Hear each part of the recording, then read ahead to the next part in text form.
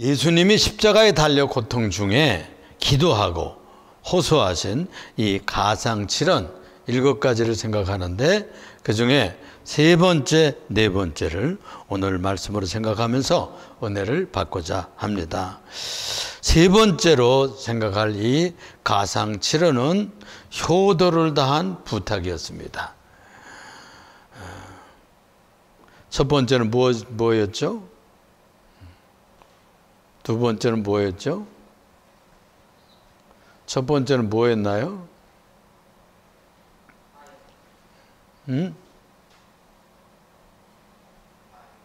내 영혼을 기억해 주소서.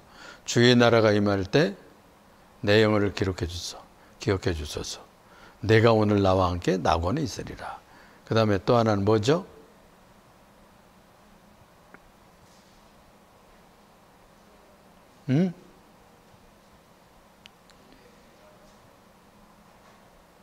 뭐예요?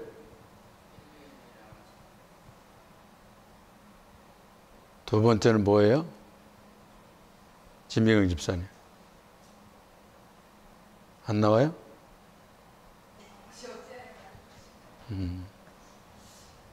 세 번째, 지금 세 번째 보면은 가상칠언 세 번째 보면 오늘 예수님의 십자가 앞에 그 여인들이 다 있는 어머님하고 그 다음에 이모, 여인들, 그 제자 중에 아내였던 글로바의 아내 마리아, 또 막달라 마리아까지 다 이렇게 있는 거예요.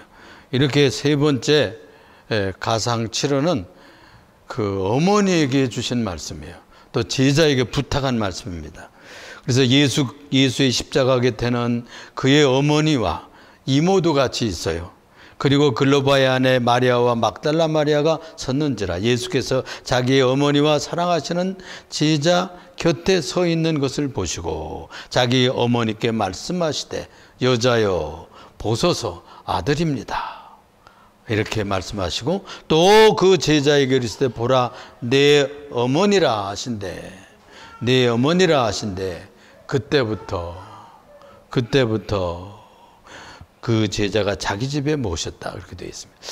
이 말씀은 우리가 오늘 아침에도 같이 교독했잖아요. 제 5번째 계명이 어떻게 되어 있어요? 네 부모를 공경하라. 그러면 내게 준 땅에서 내 생명이 길리라 하는 말씀을 여기서 지키고 있는 것입니다. 제 5계명.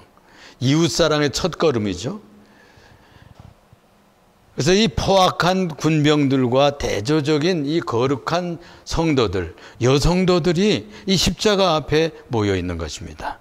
예수님을 향한 극단적인 이 대적자들, 군병들, 또 그를 미워했던 고발하고 십자가에 넘겨주었던 그 교권자들과 대척자들입니다. 그리고 또 아주 또 그 반대편은 바로 이 주님을 경외하고 주님을 사랑하고 주님을 그리워하고 경외하는 사랑하는 성도들, 여성도들이 모여서 주님을 바라보고 있는 것입니다. 또 그들 중에는 이 골고다까지 따라와 가지고서 최후까지 그 지켜보내지만 중간에 떨어진 이 예루살렘의 여인들이 올라오면서 예수님이 십자가 지고 가는 거 보고 얼마나 통곡하던 여인들의 얘기가 나오잖아요. 거기 보면 예루살렘의 딸들아 예루살렘의 딸들아 너희가 나를 위해서 울지 말고 너와 너희 자녀들을 위해서 울라. 이렇게 부탁하시던 말씀도 기억이 되는 것입니다. 이 모친 마리아에게 예언했던 그 예수를 안고 예루살렘에 어린 아기 예수를 안고 결례를 행하러 올라갔던 그 마리아에게 그 아기를 안고 축복하는 예언자가 그렇게 말씀을 했어요. 이 아이 때문에 내가 칼이 네 가슴을 꽂히는 네 마음을 찌르는 이런 체험을 하게 될 것이다. 그런 슬픔을 맛보게 될 것이다. 누가복음 2장 35절에 예언했던 말씀이 지금 성취되고 있는 것이죠. 이 이모는 예수님의 이모로 바로 세베대의 아내라고 볼 수가 있어요. 또 사도 요한 형제의 모친이고 그리고 주님과 요한은 이종 형제예요. 이종 형제, 또 작은 야고보와 요새의 어머니 모친이고, 막달라 마리아는 7 귀신 나갔던 그 여인이고, 또 여러분들이 그 누가복음 24장에 볼 것 같으면 엠마오로 내려가던 제자들 2 제자가 있었죠. 그 중에 글로바라고 하는 제자가 있는데 그의 아내도 여기에 함께 서 있는 것을 얘기하고 있는 것입니다. 여자여 보소서 26절에 아들이니이다. 이 여자란 말을 호칭은요, 아니 우리나라에서는 이 여자 저 여자 이렇게 하면 별로 높인 말이 아니에요. 그런데 이 히브리에서, 이 유대 나라에서는 꾸나이라고 그래가지고 귀부인, 부인, 이렇게 아주 높이는 말로 여인이요, 이렇게 부르는 겁니다. 그러니까 낮춘 말이 아니라는 것을 여러분들 아시고 오해하지 아니하시기를 바랍니다. 그래서 자기의 친어머니도 되지만 이 성역의 사역자였잖아요. 성자 예수를 잉태하고 낳고 이 슬픔을 당하는, 아들 예수 성자 하나님이 십자가를 지고 갈 때 그 슬픔을 당해야 되는, 가슴 찢어지는 이런 고통을 감내해야 되는 그런 고귀한 사역을 하는 그런 여성도가 되었던 것이죠. 그래서 그분을 구나이라고 하는 높임말로 불러드렸다고 하는 것입니다. 그래서 그 성부 하나님의 아들로서 성부께 끝까지 순종한 그가 이 모친 마리아를 끝까지 또 신변을 보호하고 있는 것입니다. 이 단말마와 같은 그야말로 극렬한 이 고통 속에서 후사를 염려해서 모친을 부탁하시는 이 주님의 효성을 우리가 생각할 수가 있는 것입니다.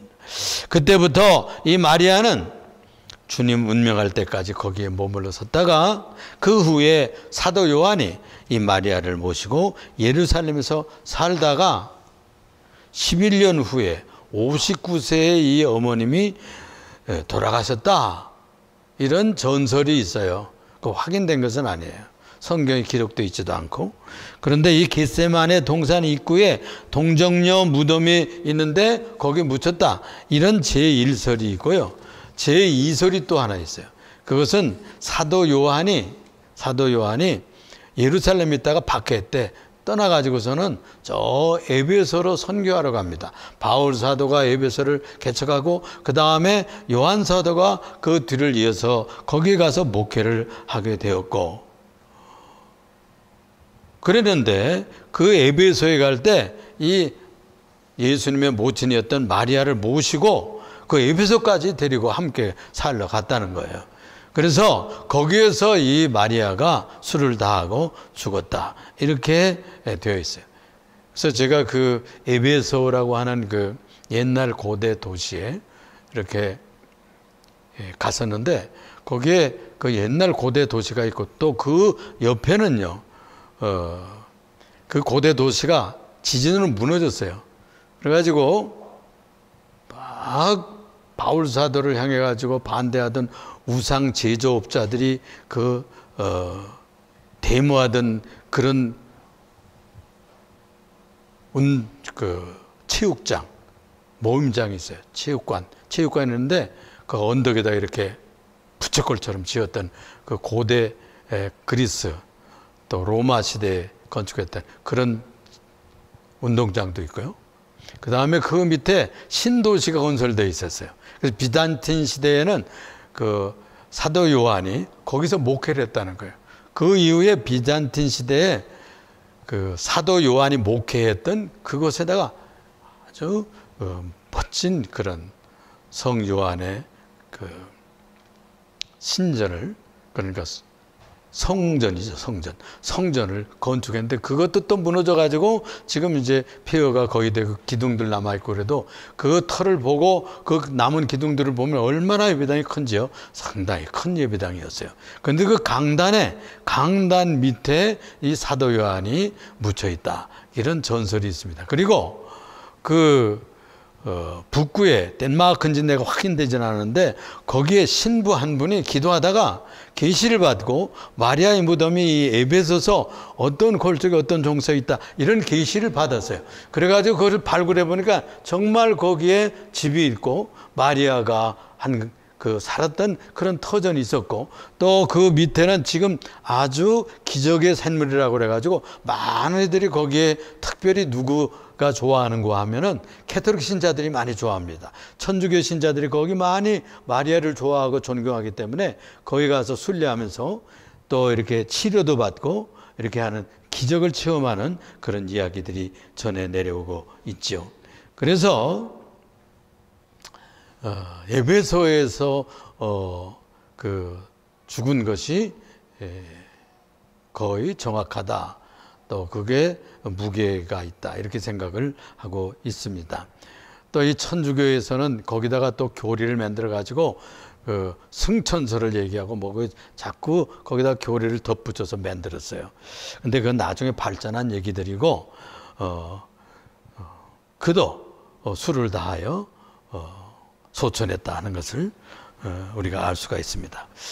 근데 여기 한 가지 문제는요, 다른 자녀들도 다 있었잖아요. 응? 누이들도 있었고 그 동생들도 있었거든요. 유다와 또 요셉 또 이 누이들도 있었는데 왜 이 다른 사람인 다른 집안인 이 이종 형제들이죠. 그 중에 이제 사도 요한에게 갔을까? 그런 생각을 하는데, 그러나 이 형제들보다도 주님의 명령을 따라서 특별히 이 모친의 미래에 이제 주 70년이면은 무슨 일이 일어나는 거 아니? 로마 군대가 들어와가지고 예루살렘을 점령하고 그냥 다 100만이 죽습니다. 100만이. 큰 불상사가 나는데 예수님께서 예언했던 거잖아요. 이 성이 다 돌 위에 돌 하나도 남지 않고 다 무너지리라 했던 그 예언이 성취됐어요. 그걸 아시기 때문에 40년 후에 어머님이 그렇게 돼서는 안 되잖아요. 이 환란에서 그렇게 되지 않았을까 짐작을 하고 사도 요한이 모시도록 그렇게 부탁하지 않았을까 짐작을 하게 됩니다. 그러하기에 자신을 믿고 사랑하고 헌신했던 이 사도 요한에게 모친을 부탁했던 것이다. 이렇게 짐작할 수가 있습니다. 이렇게 요한은 주님이 사랑하는 제자란 특별한 별명을 가졌었잖아요. 그러니까 주님이 그분을 그렇게 믿고 사랑하고 어머님을 부탁할 정도였다 하는 것을 알 수가 있어요. 그만큼 주님은 그를 사랑하고 신뢰했다 하는 것을 알 수 있습니다. 자기 어머니도 아닌 이 여인을 말해요. 이정이지만은 모셨다 하는 것도 굉장한 그런 헌신이죠. 요즘에는 자기 부모들도 잘 모시지 않으려고 하는 그런 세월을 생각해 보면 얼마나 효도하는 그런 뜻을 잘 순종하는 뜻을 실현한 그런 성도요 사도다 하는 것입니다. 여기서 우리는 예수님의 효도와 그 사랑하는 제자 사이에 얼마나 이런 자녀 아들 노릇을 해주는 거죠. 굉장한 봉사와 헌신이요 충성이라 이렇게 믿을 수가 있습니다. 오늘 우리가 마태복음에서 읽었던 예수님의 엘리 엘리 라마 사박다니, 또 거기는 이 마가복음에는 옛날 성경에는 엘로이 엘로이 라마 사박다니 이렇게 되어 있어요. 근데 그 본문을 내가 여러분들의 프린트에 그 소개해 주었는데 보면은 마가복음 15장 3절에 보면은 그런 말씀이 나옵니다. 제6시가 되매 온 땅에 어둠이 임하매 제9시까지 계속하더니 제9시에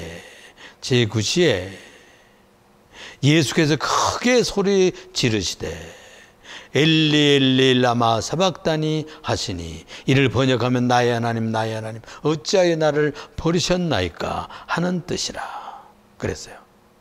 곁에 섰는 자들 중에 그 부르짖음을 들었을 거 아니에요. 이를 듣고 이르되 보라 엘리야를 부르나 보다. 엘리 엘리 라마 사박다니 하니까 잘못 듣고 엘리야를 부르나 보다 이러고서는 엘리야가 구원하러 오나 보자. 그리고서는 그 엘리야가 구원할 때까지 그 숨이 끊어지지 않기 위해서 그 목을 죽여주고 신포도주를 해면, 그러니까 여러분들 요즘에 스펀지처럼 생긴 그런 것이 있었나 봐요. 거기다 적셔가지고 갈대에다 끼워가지고 이렇게 그걸 마시게 이렇게 했다는 것이죠. 그래서 네 번째 가상치료는 뭐냐 하면은 바로 그리스도의 최후의 절규, 부르짖음입니다. 마치 등불이 꺼져가듯이, 여러분들 옛날에 등단 써보았죠? 호야불 꺼질 때는 그냥 기름이 다 없어서 꺼지면 팍 이렇게 꺼져요. 그리고서는 허연 김이 확 이렇게 피어오릅니다. 등잔에서도 그런 것 여러분들 보았을 거예요. 시골에서 사신 분들, 또 옛날에 광솔불로도 그 방을 밝히고 그랬거든요. 또 호야불로도 그랬지만 등잔불로 이렇게 밝히기도 했을 때 보면 그런 경험을 했어요. 그런 것처럼 그 마지막 남은 생애를 마저 불태우고 이렇게 꺼져가듯이 그 예수님은 마지막 부르짖음을 한 거예요. 그러니까 이런 고통을 당하면서 그가 영적인 고뇌와 고통과 고독 속에 몰려갔다는 것을 우리가 짐작할 수가 있고 생각할 수가 있습니다. 그래서 엘리 엘리 라마 사박다니, 이 말은 히브리어를 그 아람어로 음역을 한 것인데 엘로이 엘로이 이렇게 돼 있었어요. 근데 엘리 엘리, 마태복음에 엘리 엘리라고 되어 있습니다. 그래서 시편 21편 1절에 똑같은 말씀이 있어요. 그래서 나의 하나님이여 나의 하나님이여 나의 하나님 나의 하나님 어찌하여 나를 버리셨나이까 하는 그 1절을 인용을 해서 자기의 답답함과 자기의 고통과 자기의 버려지심을, 죽는다는 것은 영이 버려지고 육이 버려지는 이런 고통 속에 떨어지게 되는 것입니다. 그래서 이 고통을 여기에서 표현하고 있는 것이죠. 이 십자가 밑에 있던 자들은 엘리야를 부른다 하고 그렇게 잘못 들었지만 예수님은 이 다윗이 노래했던 하나님이여 하나님이여 어찌하여 나를 버리셨는가, 이 성경의 말씀이, 예수님은 말씀을 성취하러 오셨거든요. 그래서 성경을 성취하러 완성하기 위해서 왔어요. 그래서 이 기도를 인용하여 자기의 고통을 호소한 것이죠. 그래서 이 시편을 읽고 고백함으로써 자기의 찢어지는 심정과 그 고독과 절망감을 예언적으로 표현한 이 부르짖음을 고백을 한 것입니다. 그러니까 이 성부 하나님께로부터 부름받았던 이 고통을, 실적적인 그 고난을, 그리고 고독감과 심각한 그 위기의 심정을 이 말로서 표현을 한 거예요. 그래서 실존주의 철학자들은 그럽니다. 그분은 믿음을 버린 것이다. 하나님 아버지에 대해서 실망했으니까 어째서 나를 버리셨나이까 이렇게 기도할 수 있었지. 하나님 아버지가 다 구원할 것을 믿고 그랬으면 그런 기도를 할 수 없지 않느냐, 그런 얘기로 비판을 하기도 하거든요. 그런데 우리가 이것을 깊이 생각해 보면 5가지 뜻이 있어요. 그래서 이 절규를 통해서 우리가 무엇을 깨달을 수 있느냐. 첫째, 예수님은 죄 없어도 온 세상 죄를 홀로 짊어지고 가셨다, 그런 뜻입니다. 그러니까 이 죄를 짊어지고 가신다는 것은 버림받았다는 뜻이에요. 자기는 죄를 짓지 않았는데 자기가 죄값을 다 짊어지고 죽게 되는 겁니다. 그건 하나님께서 버리지 않으면 죽을 수가 없는 거예요. 또 하나는 하나님의 본체시고 자기는 하나님은 근본 하나님이시나 자기가 하나님됨을 버리시고 내어놓고 자기를 비워 종의 형체를 가져, 그런 말씀을 빌립보서에 말씀하고 있잖아요. 그래서 하나님의 본체이시지만 십자가의 죽기를 순종했던 그 엄청난 무게감, 그것을 사실은 견디기가 힘들었을 것이다. 세 번째는 죄에 대한 하나님의 증오와 보응과 그 심판이 얼마나 무서운 것인가 를 경고하는 겁니다. 예수님이 그랬어요. 예루살렘의 딸들아 예루살렘의 딸들아, 너희가 나를 위해서 울지 말고 너희와 너희 자녀들을 위해서 울라. 어느 날인가 이 성이 다 무너지고 너희들이 환난을 당하게 될 것을 내다보고 그들에게 그렇게 말씀했거든요. 그러면서 푸른 나무에게도 이렇게 하거든 마른 나무에게는 어떻게 하겠느냐, 그런 말씀을 주셨어요. 푸른 나무는 하나님을 섬기고 신앙생활하고 또 아버지 하나님께 순종하는 이 아들, 그 신앙은 푸른 그런 살아있는 생명의 나무였고, 신앙생활을, 산 신앙생활을 했죠. 그런데 죽은 신앙생활, 말로 비틀어진 신앙생활, 나무가 죽었듯이 마른 나무처럼 그런 신앙생활을 불 붙여서 심판할 수밖에 없는 그런 자리로 떨어질 것을 경고했거든요. 그런데 예수님 같은 그분도 온 인류의 죄를 지었기 때문에 자기 아들이라도 무섭게 심판했거든. 너희들이 범죄하고 심판받을 때는 어떠한 형벌을 받겠느냐 하는 표현이라는 것입니다. 또 하나, 네 번째는 성부는 그를 버리지 않았지만 죄를 징벌하는 심판주로서 하나님은 예수를 죄인의 자리에서 영도 심판하고 육도 심판할 수밖에 없도록 죽음을 맞이했다는 겁니다. 죽음은 영육이 죽는 겁니다. 죽음은 하나님과 떨어지는 것이 죽음입니다. 영의 죽음. 그렇죠? 제1 사망과 제2 사망이 있다고 그러거든요. 그래서 제1 사망을 뭐라고 그럴까요?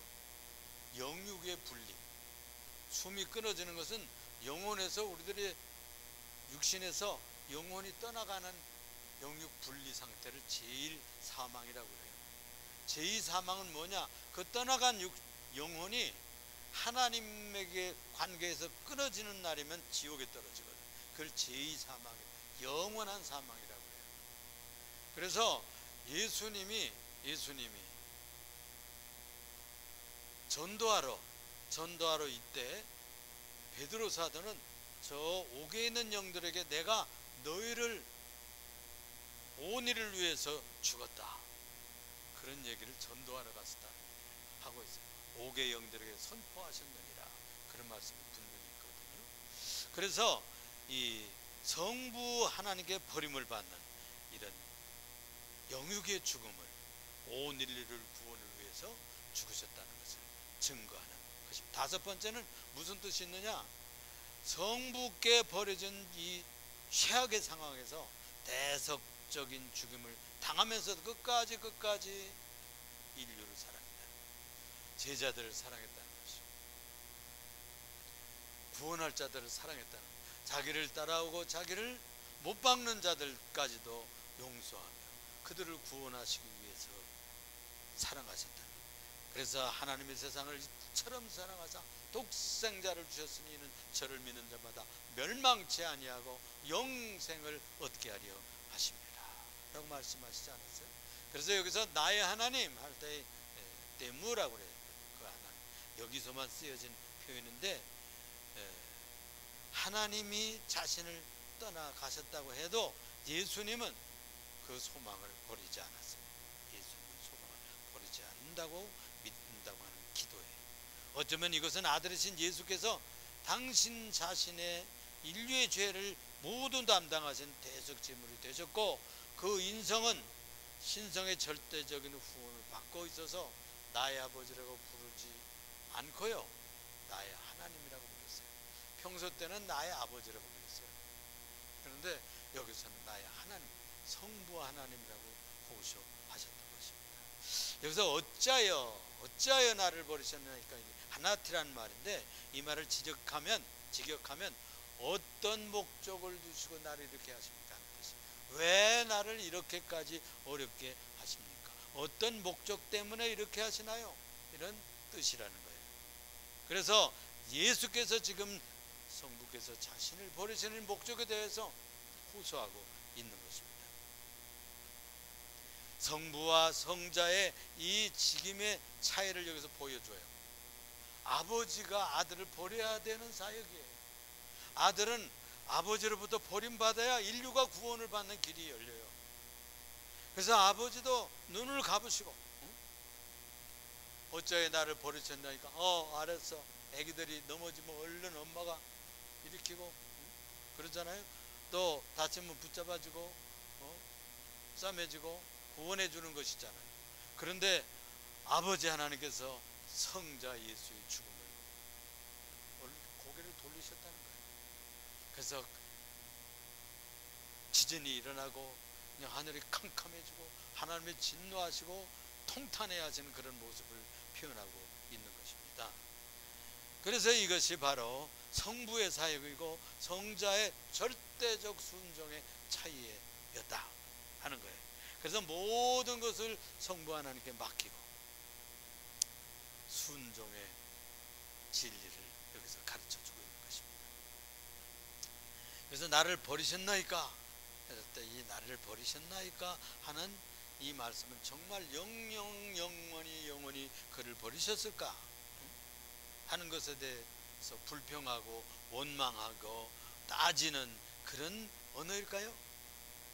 이것은 바로 성부께서 성자 예수를 그의 원수손에 버리셨다고는 그런 뜻을 내포합니다. 죽음의 원수에 던지셨어요. 사망의 원수에 내어놓았어요.